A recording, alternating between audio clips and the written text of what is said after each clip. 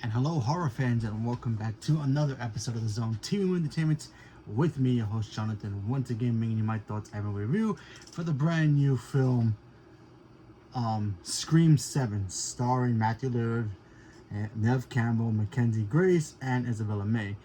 And before we begin, gotta ask, what's your favorite scary movie? That's right, Scream is back once again. The killer Ghostface is terrorizing Sidney Prescott and her family. So this time around, Sydney is in a whole new town. Woodsboro is in the rearview mirror. Sydney is in a new town, raising her child, raising her daughter with her husband, played by where is he? Played by Joe McHale. How I put it, I apologize. And he's the sheriff. She's just working, doing her thing, until one day Ghostface calls from the past to target not only Sydney once again, but this time her daughter, her 17-year-old daughter. That kind of mirrors back to the original Scream, back when Sydney was 17, when all this started. All right, so Scream 7 is out. I'm a huge fan of these movies. I like every single one of them. If I had to pick a weakness of any of the movies so far, besides the new one, I will have to pick Scream 2. To me, Scream 2 is the weakest. I'm sorry. I was just never a huge fan of Scream 2. The reveal was great. I love the reveal for that film, but still, I'm just not a huge fan of Scream 2. Scream 3, I love, and 4, really love. So this is directed by the I guess the creator, the writer of the first couple of Scream movies. So he does his directing duties this time around, and he brings back Ghostface for one more kill, supposedly, depending on how much money this makes for Paramount. But we shall see. Okay, so what did I thought about this film? Honestly, as a big Scream fan, I kind of look at these movies as like, yeah, the first couple films were great, but then after that, like after 4. And then I'm like, oh, how can they continue this franchise? Then they brought in the 2 new girls, you had Jenna Ortega and the other girl, and I loved them. They were great. And I just missed the whole Sydney story, It's like having Star Wars without the Skywalker saga. Yeah, you can have it, and it can work, sure. And the story can fit and work around it. Absolutely, it can. But sometimes when you can't figure out a way to make the new stars and the movies the stars, and then you just try to bring in the old characters just for filler, sometimes it works and sometimes it doesn't. That's how I feel about the franchise of Scream with the supposed new trilogy. The first 2 were cool and I loved them. The kills were great. The reveals are awesome. It's just that, even though Sydney was in the 5th one, she wasn't the lead, So now forward into this one, and Sydney's the lead again. Ooh. So how do I feel about it? I really enjoyed this film. It's not perfect. Don't get me wrong. It's not perfect at all. The dialogue is still cheesy as always, and that's fine for a Scream movie. I'm not looking for Shakespeare movies here or anything to win Oscars. I'm not looking for that. And yes, the dialogue is like ridiculously terrible here in this movie, but for some reason, I don't know why, these movies to me just are fun. I'm not, like I said before, I'm not looking for anything groundbreaking, although I have to give it to the kills this time around. The kills were really brutal. And normally with Ghostface, he usually just uses a knife and he does these, poke people with it. And it's usually cool, but now he's starting to get more clever, and the way he unalives his people. I was like, that's a great scene. That's pretty cool. That was actually really cool. There are a couple of scenes in here that really, really work in here, and I enjoyed it. So that was great. So let's talk about the new cast. Like, obviously we had Chad come back again, and his sister. They're back. They're great as always. Smaller roles, but still great. They're working for Gail this time around, Courtney Cox, who's, by the way, Courtney Cox in this movie as a positive had probably one of the best entrants in Scream franchise ever. Like, every time Gail shows up at the right moment, it's like, oh, Gail's here. Now he's gonna start cooking. You know, she comes in, she's got the camera rolling, whatever. Normally we always see that in the other movies. This movie, she comes in like a boss. And I'm not going to say what it is, but when you watch it, I was just like, wow, that was the coolest entrance for Gail I have ever seen. And I don't think anything can top that one. And I loved it. It was fantastic. I love Gail's relationship with Sydney. Their relationship was great. They had that love-hatred towards each other. 'Cause remember in the beginning, Gail was trying to interview her, after her mother died and all that stuff. And, Sydney punched her about 1,000 times. So, they always had that love relationship with each other. And it works. It works. So now let's talk about her Sydney's daughter, Isabella May. Good actress. I like her. She's great. The character, I watched this movie twice, and at first I was like, I don't know. Maybe you should just kill her off and just leave it just for Sydney. Then I watched it again. I'm like, oh, they're doing exactly what they did with Sydney in the first movie. Remember, in the first movie, Sydney wasn't exactly like, oh, I'm ready to fight. I'm ready to do all this and that. Let's bring it on. She wasn't like that, and she had to become that badass in the sequels. She wasn't. She was a dainty flower in a way in the first one. Then she became a solid rock in the other movies, and then she became the gold standard, what a slasher queen survivor is. Kind of like Jamie Lee Curtis. She didn't start off being badass until after her traumatized with Michael Myers, and then she became who she is later on. Same thing with Ripley from Aliens. Sarah Connor as well. When you look at a character that's gone through the same trauma multiple times, they kind of evolve.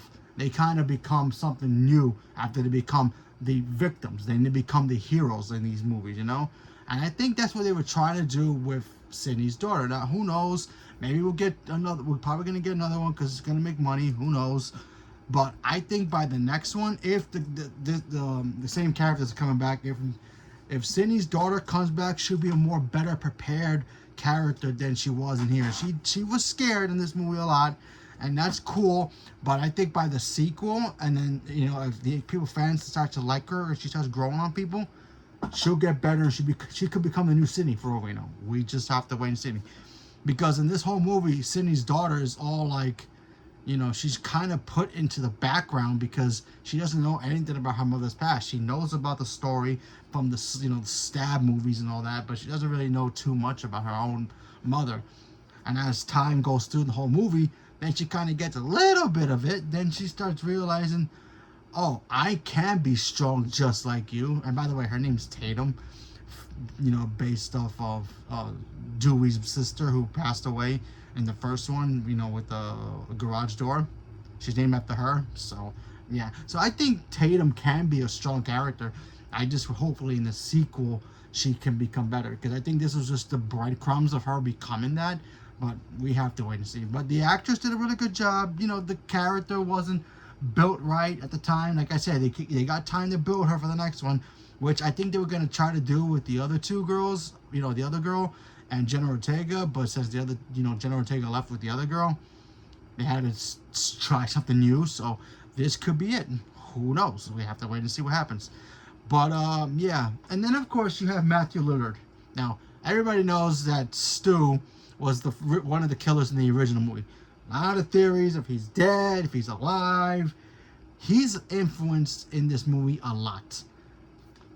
Still begs the question, is he alive? Is he alive? Is he dead? You have to watch it for yourself. And after watching this movie, I'm still not convinced he's not dead. Maybe he's in this movie, maybe he's not in this movie. You just gotta watch and see what happens.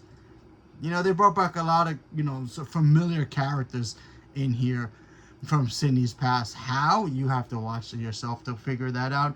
Because honestly, and